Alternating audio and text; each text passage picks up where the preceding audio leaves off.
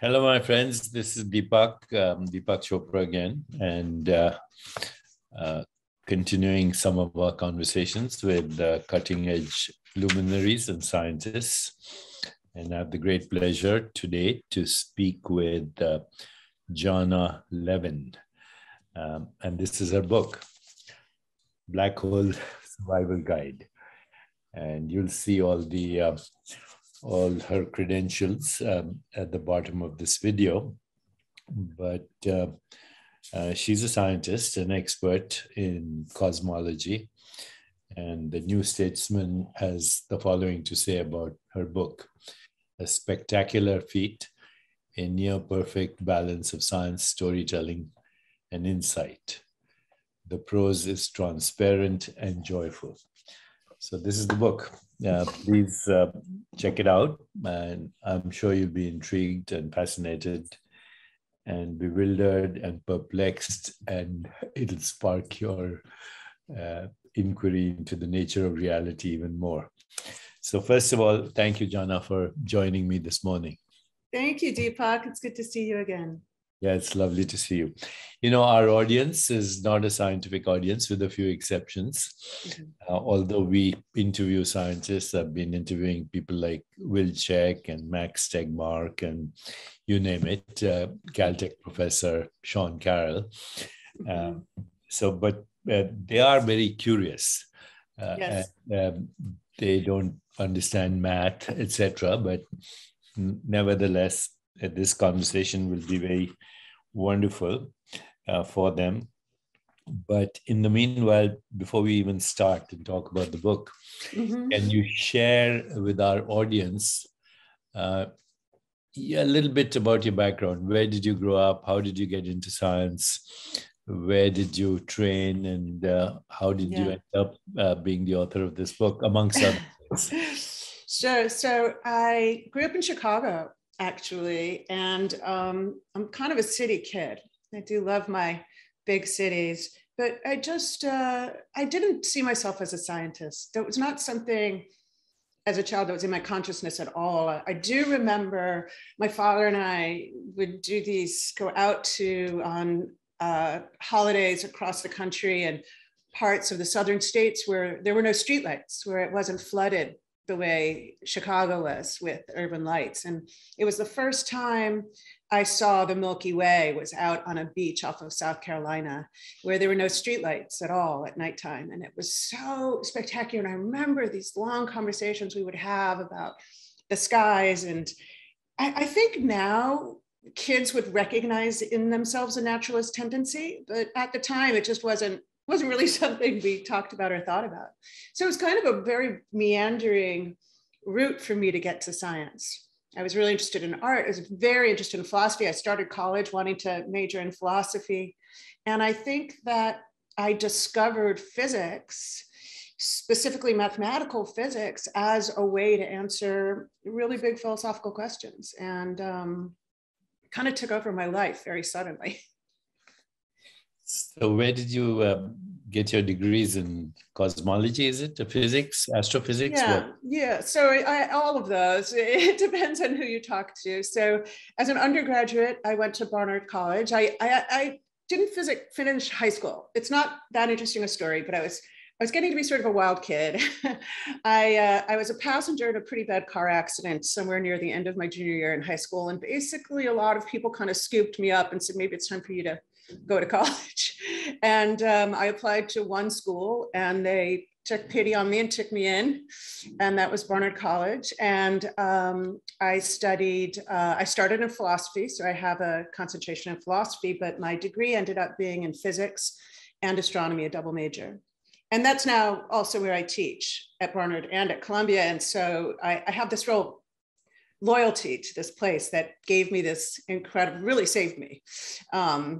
And from my wild teenage years. And then I went to MIT for my PhD, where I was in the Center for Theoretical Physics. I studied astrophysics as well. It's just part of doing theoretical physics. Cosmology, astrophysics, we move around between these subjects depending on what what's calling our attention. And many of the people you mentioned in the opening are friends of mine that I will talk to on a range of subjects. I'm sure. Yeah, so we have to be pretty fluid in being able to think about quantum field theory or the universe on the larger scales, or both quantum gravity or string theory, or evolution of stars into black holes. So a lot of us tend to visit certain subjects for a while and then kind of get our interest drawn in a different direction, and then spend a little time over here and a little time over there. But after MIT, I did some postdocs at the Canadian Institute for Theoretical Astrophysics. I was at Cambridge for many years. In England, I was at Berkeley, which was fantastic, Center for Particle Astrophysics. So I've been pretty lucky in the places I've been able to train and study, and the people I've been able to learn from. Wonderful. That's great background. And now we get into a little bit in the book. And then after that, I have some philosophical conundrums that I want to ask you about. Sounds great. So the book starts with something called Chapter 1, Entrance. The gist of it basically is that nothing is everything, right? Yes. Force of everything is nothing. Yes. And then your second chapter, Space. Tell me, I mean, as I look around me right now, I ask people this question frequently in my seminars or casual conversations. What are you aware of right now? And they look around and they mention objects, they mention furniture, they mention paintings, they mention books. They hardly ever mention space. And yet that space is, if I look around, I'm surrounded by infinity on all sides. Yeah. And were I not, I wouldn't even experience these objects.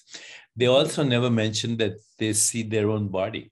They also never mention that they are thinking, they're seeing images, and they have emotions and feelings. So this is a big question. Where is this experiencing occur? Where is this experience occurring?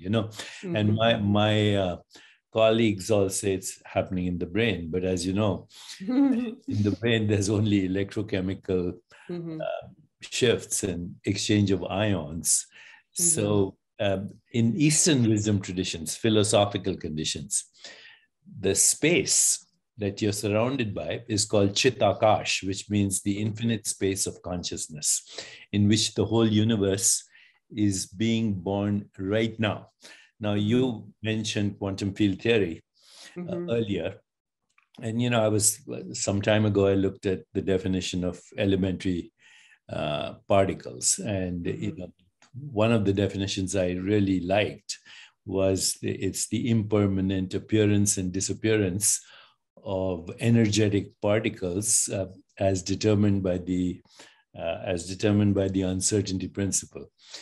So yesterday, actually, I spoke to another cosmologist and I asked him, is the universe erupting from this quantum field right now, or did it happen 13.8 billion years ago? And I couldn't get an answer. Yeah, well, there's a lot to pick apart from what you just said. There's a famous quip that time is what keeps everything from happening at once, and space is what keeps everything from happening in the same location. And there is something very profound about nothingness. We could quibble about the term. In some sense, there is no such thing as nothing. But what I really mean when I talk about nothing is the emptiest that space and time can possibly be. And that is full of potential and full of possibility. And as you said, it's full of quantum field theories, which means that there is a possibility for things to be and not to be. So let's peel back a little bit. And you mentioned the uncertainty principle. So the uncertainty principle famously states that you can't precisely say that a particle is there. And you can't simultaneously say something about its motion. And we began to take that extremely seriously, that in some sense, particles aren't fundamental. They're not really fundamental. Whether they exist or don't exist, whether they move around or pop in and out of existence is kind of not the most important thing. The uncertainty principle means that even if you had a space as empty as you can possibly imagine, you can't say for sure that there are no particles there, because that would violate the uncertainty principle. And so even empty space is full of a potential for things to exist, and it might be full of energy. It might be that the dark energy, which is dominating the energy of the universe, driving the expansion of the universe to accelerate, is precisely the energy of this frothing so-called vacuum. It's as close to emptiness as we can get. Now, your question about, was all of this created in the Big Bang, or is it all being created right now? I mean, to some extent, I liken that to saying, you know, is your skin new or is it old? You know, your DNA was written, and that is what's determining that you continue to replenish your skin. And so in some sense, the energy of the universe is now. But the data, the DNA of the universe, we do believe was deeply encoded in the beginning. So the rules that the universe is following, the data in some sense the universe is crunching as though it was itself a machine, was set down to a large extent in the very beginning, in the Big Bang. And what we see as the evolution of the history is reflecting that initial code. Now, there's a lot of dispute if every time a universe is created, it has the same laws of physics, or if things are slightly different. And maybe we live in a multiverse where all the laws are slightly different in all of the different incarnations of all the different universes. And I think that's something to take very seriously. In the same way that we now know our solar system is not the only solar system. And that shouldn't have surprised us since Copernicus displaced us from the center of the universe. It shouldn't surprise us that it just keeps getting bigger and vaster. So that's a very profound, good answer. I'm satisfied with it. But let me go a little further with this same question then. Is it true? You know, sometimes I ask these questions out of total ignorance because I hear contradictory views. But, you know, the other day, a physicist friend of mine, whom I've actually written a book with, co-written a book with, from MIT originally, Menas Kapatos, he said something that sounded very strange to me, that 1 cubic centimeter of the vacuum space has more mass energy than the entire visible universe. Is that true? I would have to ask him exactly what he means by that, because of course, the entire universe is just a sum of those cubic units.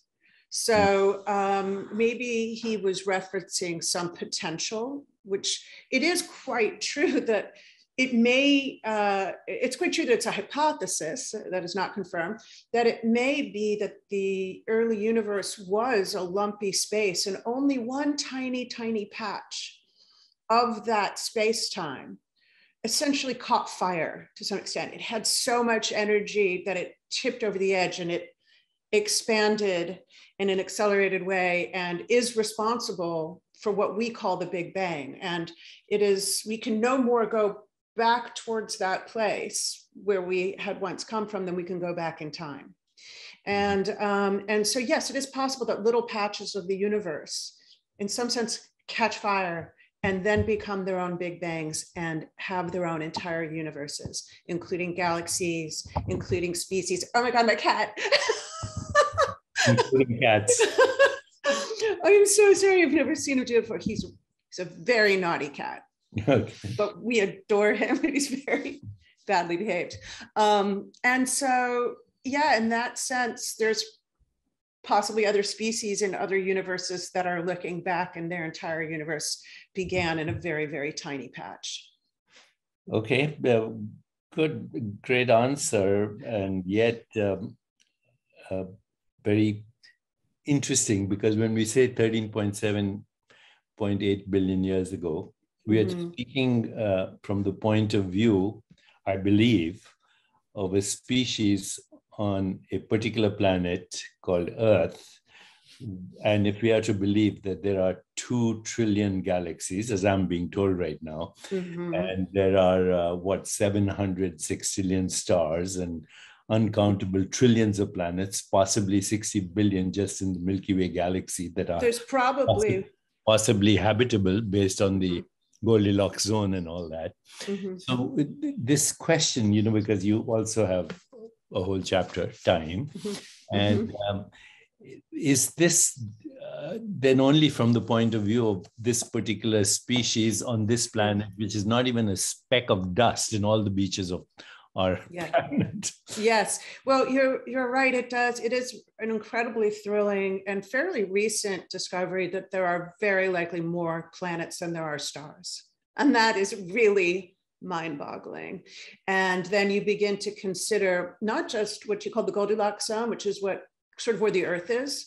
You begin to consider the variants, the different possibilities, habiting moons around these many planets. Imagine the glut of moons in the universe if there are so many planets. And the survival of species on our own planet is so surreal that there are these extremophiles and these weird species that we couldn't have made up. And we have to start to expand our range of what we mean by life and what we think of as life. But having said that, is it just for us the universe is 13.8 billion years? No, I wouldn't say that. We actually do understand that for most galaxies that are not moving that rapidly with respect to the expansion of the universe, so you imagine the entire universe is stretching, but the galaxies themselves aren't moving that fast in that expansion. They're just kind of sort of stuck in their local neighborhood. That 13.8 billion years is also how they would measure the age of the universe. There's slight differences. We know that from any location in the universe. From any location in the universe. Now, there are slight differences. If you're traveling near the speed of light relative to those galaxies, you will experience a different passage of time, and you will age the universe differently, but there's very little of that because, as we know, it's really hard to get things to move quickly with respect to the expansion of the universe, and they'll very rapidly slow down. And so we know that we're merging with Andromeda, which is a very big neighboring galaxy looming above us. Our future is that our black holes will collide and merge, and we'll have a new super massive black hole at the center of a new galaxy. Very likely the entire solar system will stick together during this merger and will continue to orbit whatever that new central black hole is. But our measures of time, despite all of that motion, are only slightly different, not enough to radically change that. On average, in every point in the universe, it appears to be about 13.8 billion years old since the Big Bang. Okay. Understood. When I was speaking to Sean Carroll, whose latest book is called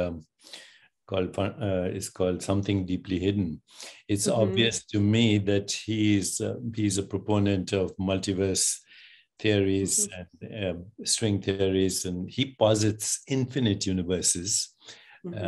And infinite versions of you and me as well, and everything else.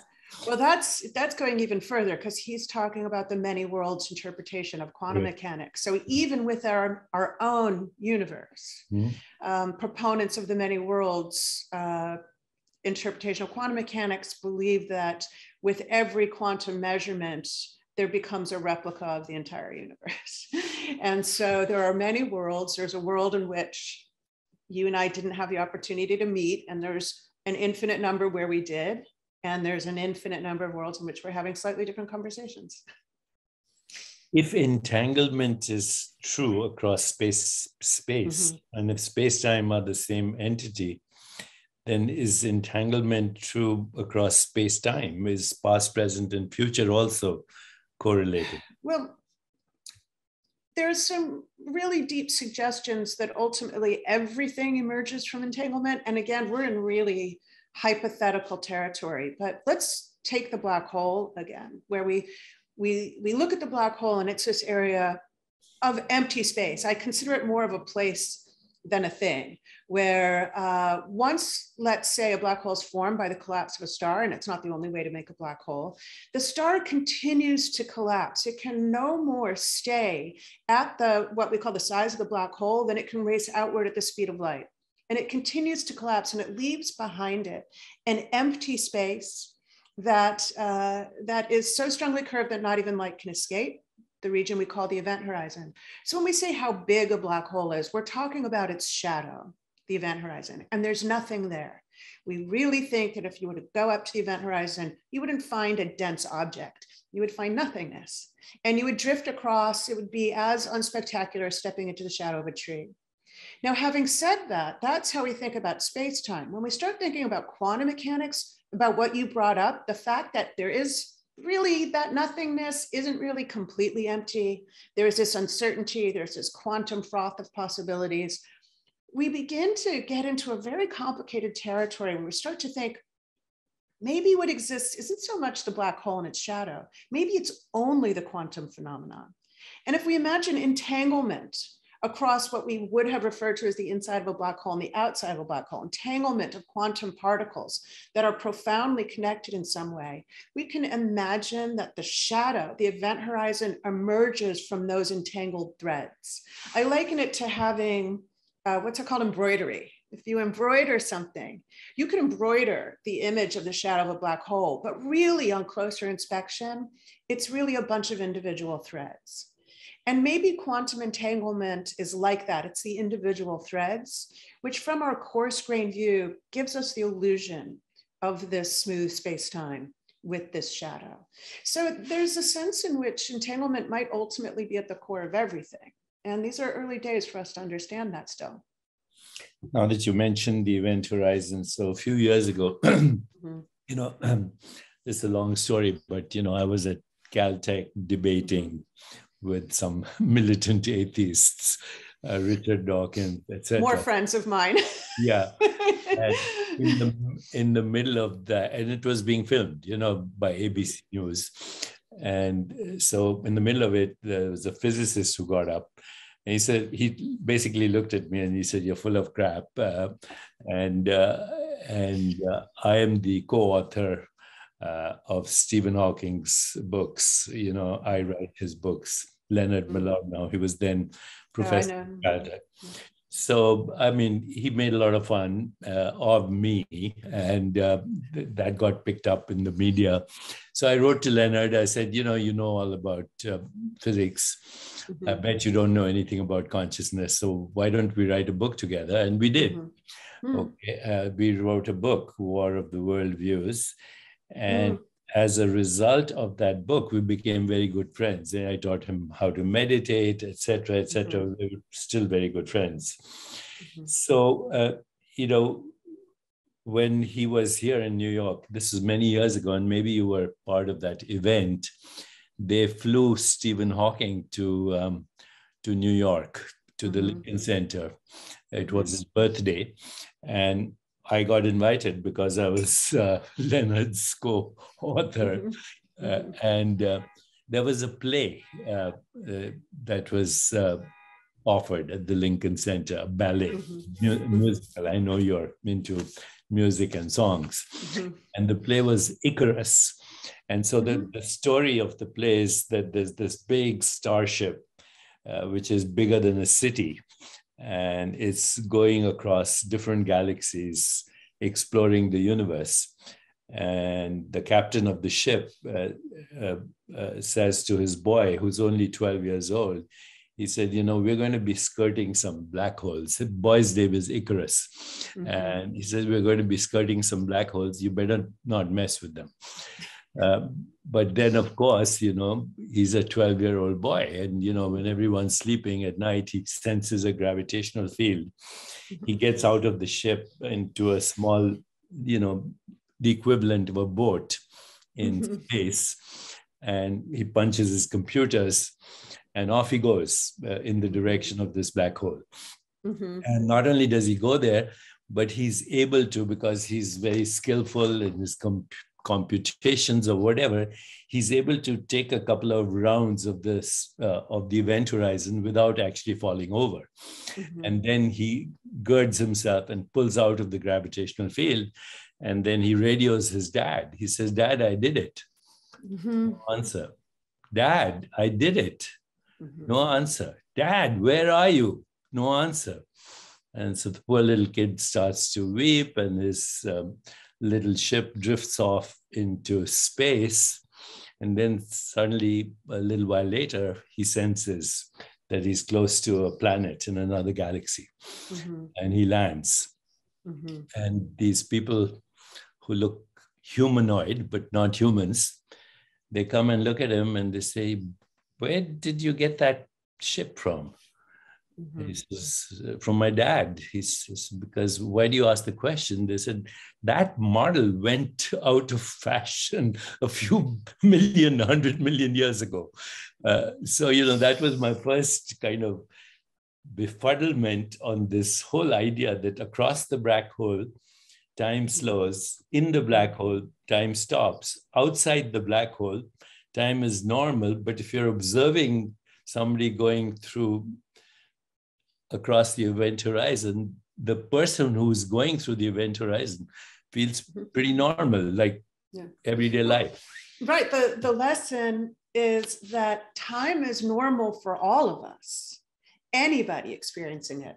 What including an mismatches, insect, would you say, including an insect? Oh, well, I think that question you're asking is more about consciousness and our perception of time. But just, if I have a seed and I watch a flower bloom and then I watch it rot and go back into the earth, and I measure time by my own respiration or even the pace of my own thoughts, that will be normal for me if I'm very near a black hole. I will experience that utterly normally. My clock on my wristwatch, which is beautifully made and synced up originally with clocks back in my spaceship, that will seem normal to me. And I will not see a mismatch in my little environment. But what is mismatched then is Icarus's time relative to his father's. And that is real.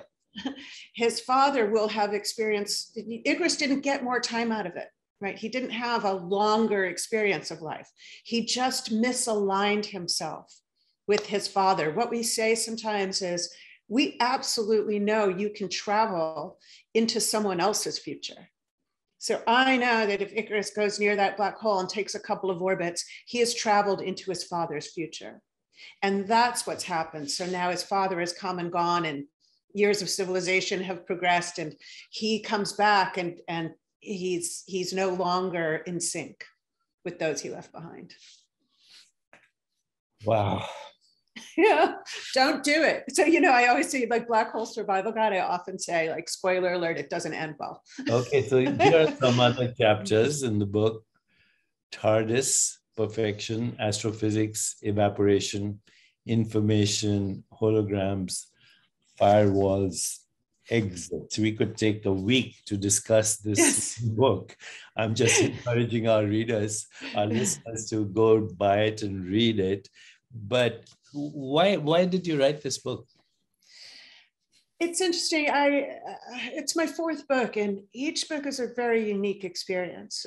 They have very different sort of theories behind what the book is. And I have a previous book about the gravitational wave discovery, which won the Nobel Prize a couple of years ago, where two black holes collided 1.3 billion years ago, plus or minus a couple 100 million years, rang space-time like a drum. And after the race over billions of years, when multicellular organisms are differentiating on the Earth and civilization emerges and industrialization happens and Einstein's born, and there's this race and they build this instrument and we record it. Of course, it's not the only event we recorded, but what did we record? We literally recorded the ringing of space-time as a result of two black holes like mallets on a drum. Now, that book, Black Hole Blues, was very much a story about the climb. It was about the ambition. It was about the insanity of scientific curiosity. It was about working for 50 years on a project that might fail. And why do we do these things and why do we want to know? So I didn't actually, in that book, do a lot about the fundamentals of black holes. I had to make a certain decision. That book, to me, was meant to be more of kind of a novelistic approach, and where the characters tell their own story and they have their own lines. And so I had this sort of unleft aspect of black holes that I didn't and couldn't address in Black Hole Blues.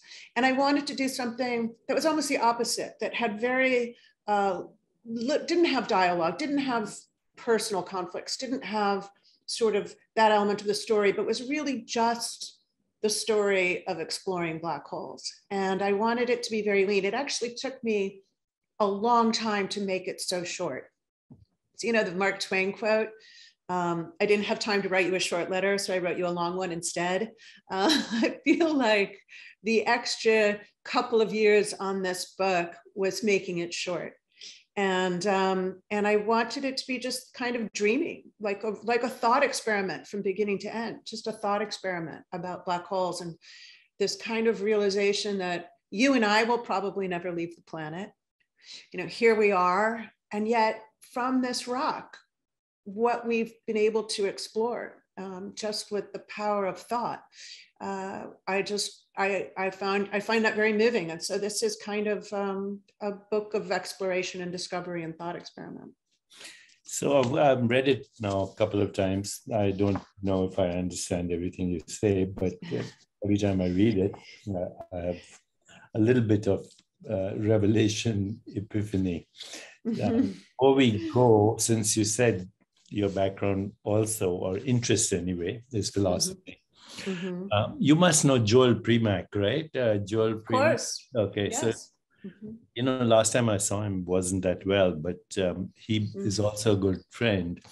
So he, in his books, definitely includes consciousness as part of his cosmological framework.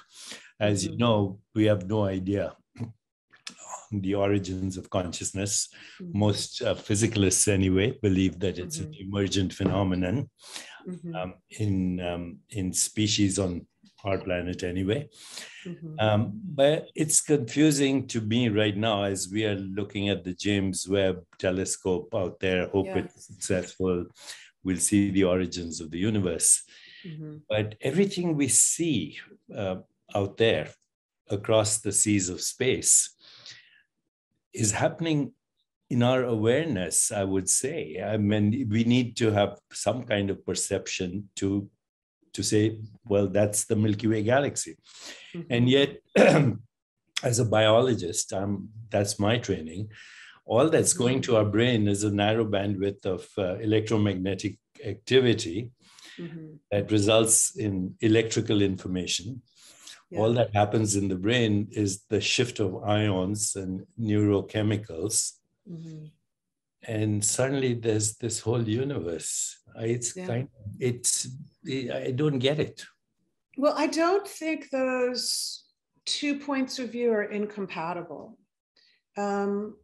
Sometimes I liken it to saying, suppose I only knew that there was the English language. I had never even heard a concept of other languages. And then I got introduced to the concept of languages, and that there were hundreds, and that they had their own rules and their own grammars. It wouldn't make English no longer useful for understanding each other or for talking about the world.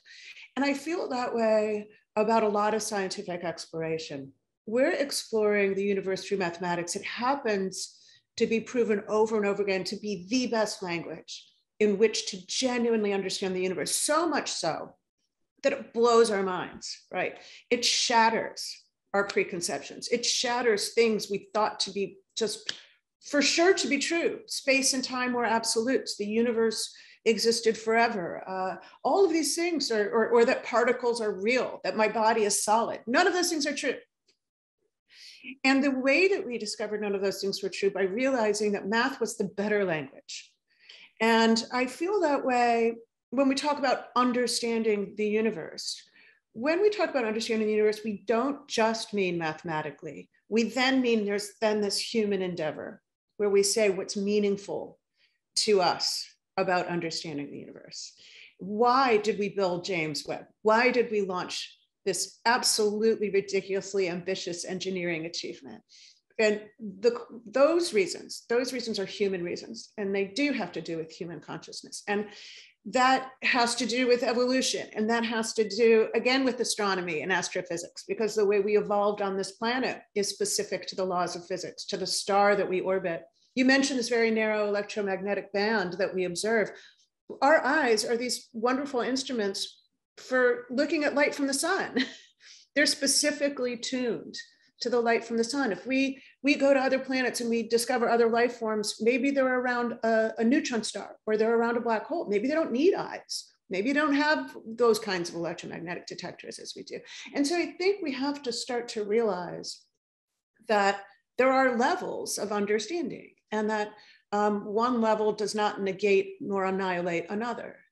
And I also think in terms of human consciousness, to my mind, it really seems like an evolutionary tool for an imperfect computer, that we have a finite resources for doing the kind of computations that you're discussing from our electrical signals. And so we've had to make these kinds of approximate maps, and they're superb. I can immediately look behind you and see picture, book, things that I understand without having to study the data in infinite detail. Now, maybe if we end up with something like an AI that has incredible computing power, maybe it won't need consciousness at all. I think we're also hung up on consciousness. Maybe they won't need it because they'll be able to analyze all of that data without having to make these maps and these approximations and respond on the basis of feelings and these sort of fuzzy things. So I think all of these questions, I guess it's for me to say, I think all of these are profound and interesting aspects for understanding the world. And that we need the multiple language, the multiplicity of languages to understand the world. Couple more questions and I'll let you go because I want people to actually read the book. And oh, can I just also mention the artwork by my friend Leah Halloran? Yes, I do love. Brilliant. I love the artwork. Yes, yes, it's brilliant. I want people to read the book, and there's lots of beautiful art in it. And I was looking at that. So, a couple of questions before we go. Yes. Of all the 30 or so interpretations of quantum mechanics, which is yours favorite? Oh, wow. You're asking me a tough one. Can you, sorry, just in the nick of time, do you hear the sirens from New York City? As though to save me from the hardest question. Coming to the rescue. Well, I find the many worlds interpretation to be fascinating in that it does the least violence to quantum theory. So if we look at quantum mechanics and we see how unbelievably successful it is experimentally, it's the most widely tested paradigm in the history of science. It works whether we understand it or not. And so many worlds is the way to do the least violence to that, to just take it for what it's telling us. You know, we said earlier, sometimes mathematics blows our minds and it really violates things that we believed to be so manifestly true and that it's difficult to come to terms with. Now, maybe that's the case of the many worlds interpretation. Maybe each time I do a quantum measurement, I replicate. Now, I'm not a big proponent of many worlds. I struggle with it. I feel that it's philosophically unsatisfying and that there's more work to be done on, and maybe instead of it being true, it's maybe the case that, as with a lot of big discoveries in physics, it's giving us a clue as to where our thinking has failed. And that's happened over and over again with very successful models of the universe. Newtonian mechanics is wonderful. If I need to throw an apple around the room, I'm going to use Newtonian mechanics, not general relativity, curved space-time. But it begins to fail at a certain point, and it gives us clues as to how to proceed on this new terrain where we're groping around in the darkness. And sometimes I think that's what quantum mechanics is trying to do to us. It's telling us, we know we don't understand it, and nothing that we've tried so far is satisfactory. And maybe we just have to keep pushing. So I guess I'm agnostic on interpretations of quantum mechanics. A while ago, I was also introduced to something called time symmetric quantum mechanics, Aronoff, who says that a future event horizon determines the collapse of the wave function now, almost teleological, almost religious. Mm-hmm. Well, it's an interesting question. And I know you're in this, you know, this zone of scientific questioning and spirituality, and you're comfortable with the friction between the two, and you're using that, I understand, to try to understand the world. I think from a scientist's point of view, if we say religious, we mean we're no longer exploring. and we're no longer challenging our assumptions. I would challenge that. I would say religious dogma, yes, but not religious experience. So anyway, I think that that's a difference in the language of scientists in that. So we're always vulnerable to overthrowing our preconceived notions of the world. And so the stuff you were describing, you know, the past influencing the future, there's also clearly something about the nature of time that we fundamentally don't understand. We're getting closer and better. Maybe it won't turn out to be such an incredible mystery. But things like entanglement, a lot of action at a distance, quantum mechanics, they all challenge, again, things that we understand. Where we started the conversation, time is what keeps everything from happening at once. And so I think we're in this very exciting time where we don't know the answers to these questions. And so we should be exploring absolutely the wildest theories available to us and not be afraid of them and push them as far as we can push them and see where they lead us. And so nothing's off the table. Final two questions.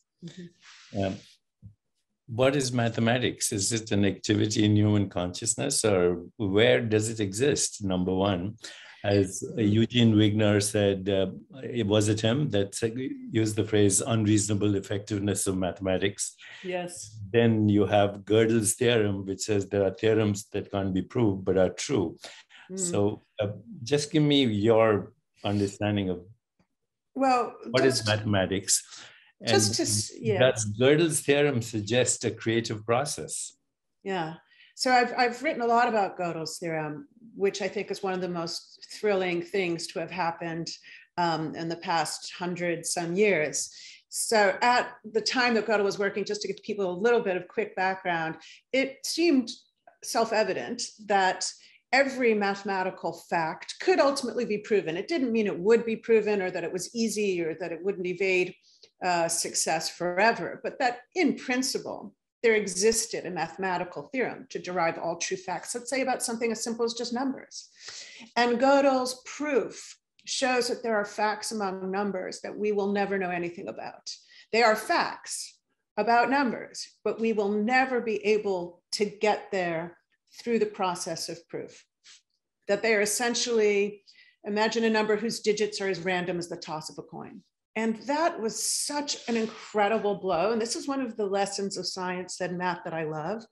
In that moment of this terrible blow to the idea that there was a theory of everything for mathematics, became a creative revolution. And that out of that comes Turing, who starts to think about the computer. Out of that comes artificial intelligence. It's at the core of most of modern mathematics in a lot of ways. So we often have these terrible blows that become creative revolutions. And I think that's thrilling. Now, Gödel's relevant to your first question, which is really, are you a Platonist? Do you think that mathematics exists outside of human consciousness?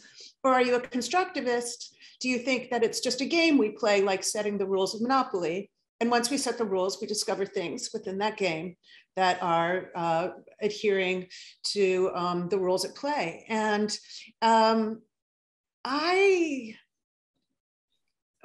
sorry, my computer is talking to me, sorry. I find myself often playing with both sides of that argument. And you will find mathematicians consistently disagree with each other about this. Gödel, I will say, was an extreme Platonist. He believed that there was a Platonic reality of mathematics that was more real than this reality that you and I are experiencing. And that with successive incarnations, he was pretty out there, that he would get closer and closer to this Platonic reality. And he was very suspicious of even things like experimental science.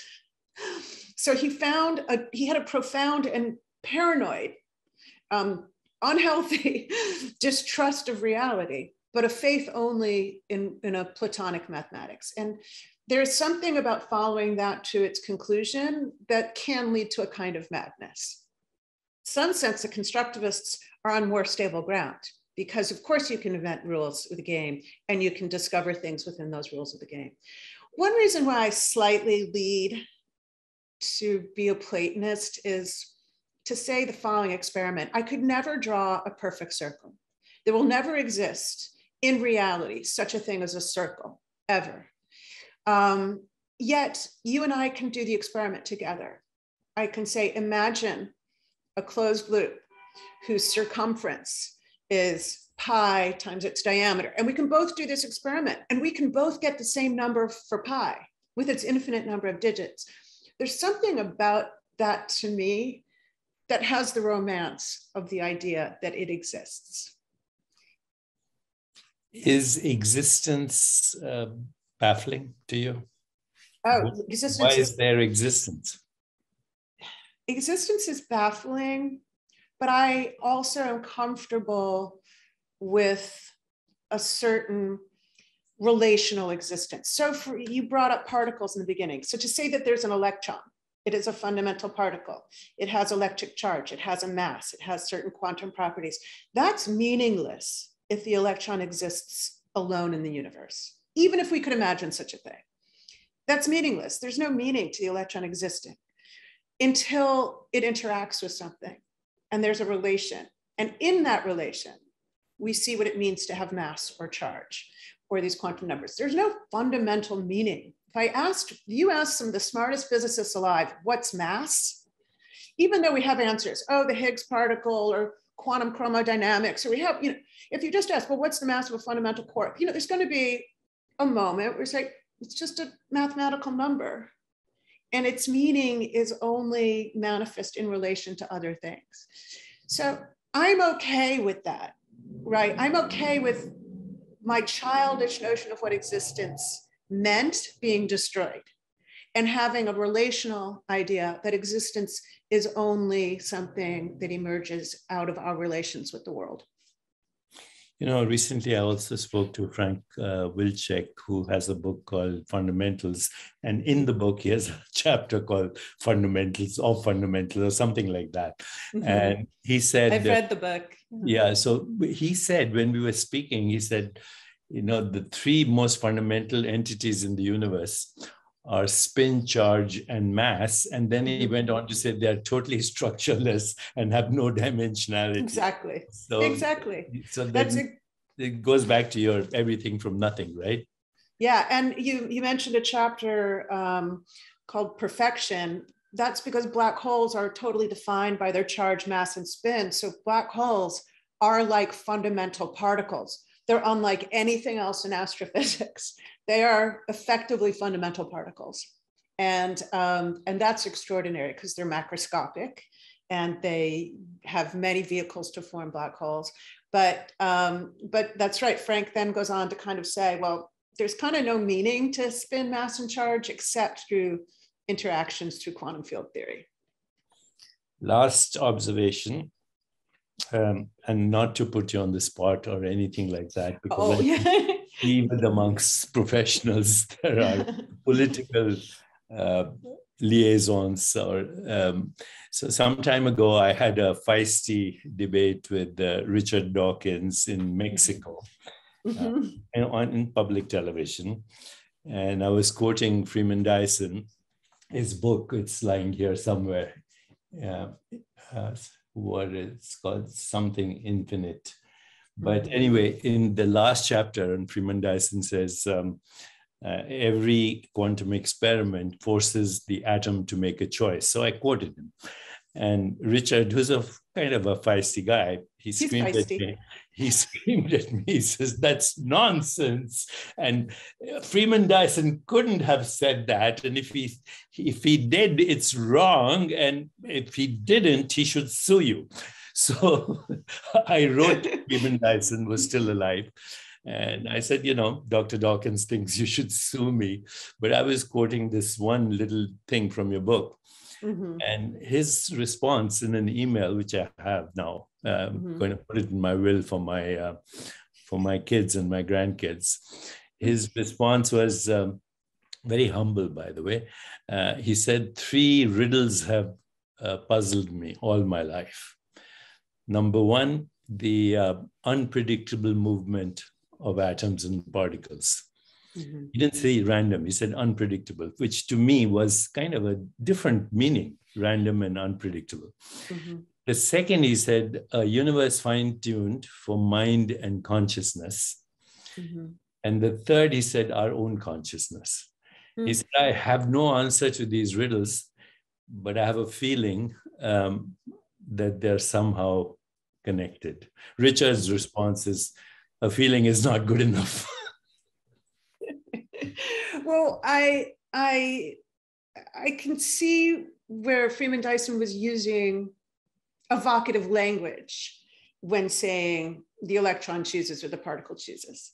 I don't believe that he meant it had some intrinsic property of consciousness. And some people have proposed that there's a quantum unit of consciousness. Panpsychism right now.